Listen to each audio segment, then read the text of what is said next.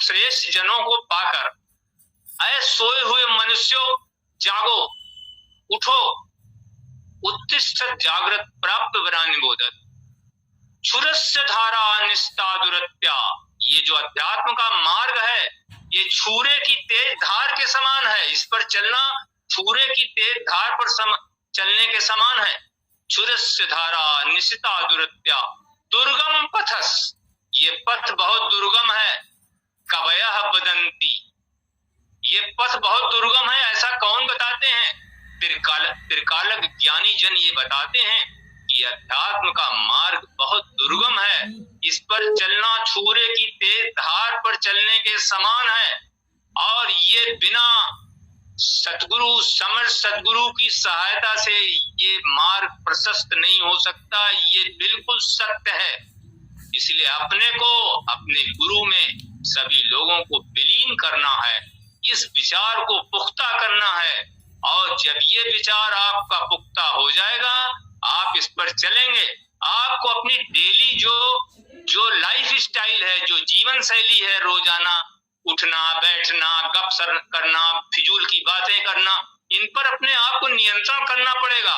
और उस जगह पर गुरु महाराज उससे बात करिए, गुरु महाराज में स्थापित होइए, उनके अंदर समाहित होइए, उनकी कृपा की धार को इंतजार करिए, परीक्षा करिए।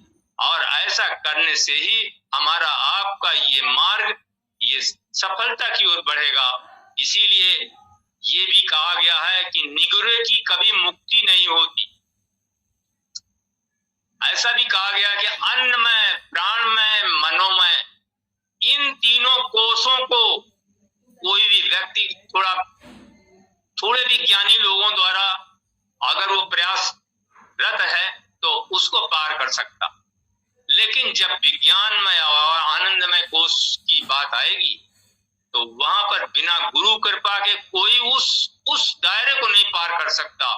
इसीलिए कहा जाता है कि निगुरे की कभी मुक्ति नहीं होती। ऐसा भी कहा गया कि साधक में ब्रह्म ग्रंथि, विष्णु ग्रंथि और रुद्र ग्रंथि होती, वो भी बिना गुरु की कृपा के जल्दी नहीं खुलती। इसलिए कि जड़ चेतनई गांठ परी गई, जतबि मृषा छूटति कठिनई। ये कहा जड़ चेतनई गांठ परी गई। वो गांठ कौन खोलते हैं? वो गांठ हमारे साथ जी महाराज खोलते, वो गांठ हमारे इष्ट को खोलना। उनसे प्रार्थना करनी चाहिए, निवेदन करना चाहिए, उनके भरोसे रहना चाहिए, उनके सामने गिड़गिड़ाना चाहिए, उनके सामने रोना चाहिए। तब वो गांठें खुलेंगी, तब हम अपने उस स्थान पर पहुंचेंगे जिसके लिए लिखा गया है कि इस स्थान को बिना गुरु कृपा से कोई पार नहीं कर सकता। अब हमने आपका बहुत ज्यादा समय लिया है। हम अपने गुरु महाराज से, अपने साहब जी महाराज से, दद्दा जी महाराज से, सभी सदगुरुओं से हम प्रार्थना करते हैं कि हम लोग कैसे भी हैं लेकिन आपकी शरण में हैं और हम इतने योग्य नहीं हैं। हम आपके ऊपर निर्भर हैं, हमारे ऊपर आपकी महती कृपा होनी चाहिए। बिना इसके हमारा सौभाग्य जागृत नहीं हो सकता, ये हम भी समझते हैं। इन्हीं शब्दों के साथ अपने साहब जी महाराज को, भाई साहब जी महाराज को मैं दीर्घायु होने की कामना करता हूँ। दद्दा जी महाराज से प्रार्थना करता हूँ कि हमारे साहब जी महाराज जुग जुग जिए और हमारे ऊपर उनकी दया कृपा रहे। हम ऐसा कोई आचरण अगर करते हैं तो वो हमें क्षमा करें और हम उन पर निर्भर रहें, यही प्रार्थना है। साहब जी महाराज को सादर चरण स्पर्श मैं अपनी बात समाप्त करता हूँ। साहब जी सादर चरण स्पर्श सभी को